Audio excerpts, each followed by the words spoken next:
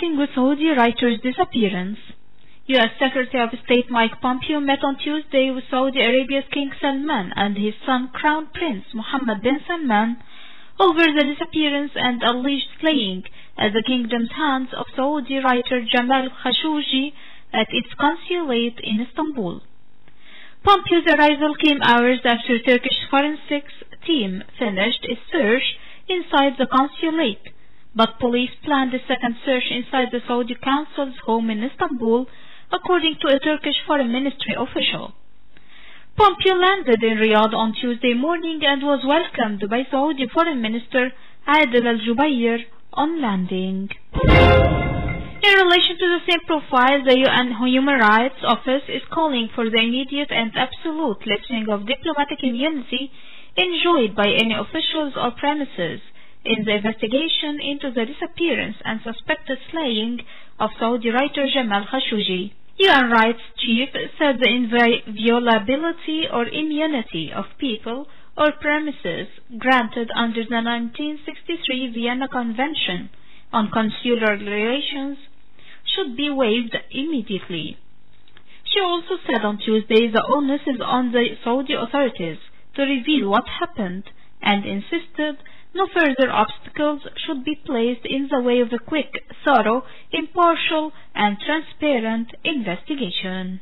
On to Mogadishu, Ethiopia's new cabinet is now a record 50% female, including the country's first woman defense minister, after lawmakers on Tuesday unanimously approved the nominations put forward by reformist Prime Minister Abiy Ahmed.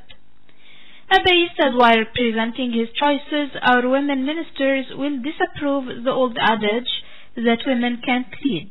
This decision is the first in the history of Ethiopia and probably in Africa. From another perspective, Aisha Muhammad Musa will lead the defense ministry. Meanwhile, this 20-member cabinet is the second named since Abiy took office in April. On the other side of the world, French President Emmanuel Macron's government sought to give itself a fresh start with a limited reshuffle on Tuesday that included a new interior minister. The restructuring comes 2 weeks after the surprise resignation of Gérard Collomb as interior minister. Macron named Christophe Castaner to replace Collomb. 4 other government members were replaced on Tuesday, including the culture and agriculture ministers. Macron also appointed new junior ministers focusing mainly on economic matters and fighting poverty. Away from politics, Paul G. Allen, who co-founded Microsoft with his childhood friend Bill Gates before becoming a billionaire philanthropist, technology investor, and owner of several professional sports teams, has died at the age of 65. He died on Monday in Seattle, according to his company Vulcan Inc. Earlier this month, Allen announced that the non-Hodgkin's lymphoma that he was treated for in 2009 had returned and he planned to fight it aggressively. From another aspect, Gates said he was heartbroken about the loss of one of his oldest and dearest friends. And finally, economic news.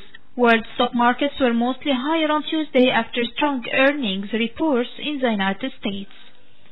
France CAC 40 added 0.4% to 5,116, while Britain's FTSE 100 fell 0.2% to 7,016. Germany's DAX rose 0.6% to 11,687. Italy's FTSE MIB jumped 1.1% to 19,498.17. U.S. shares were set for an upbeat open, with the futures gaining 0.6% and S&P 500 futures up 0.5%. In Asia, Japan's benchmark Nikkei 225 rallied 1.3% to 22,549.24. However, the Shanghai Composite dropped 0.9% to 2,546.33.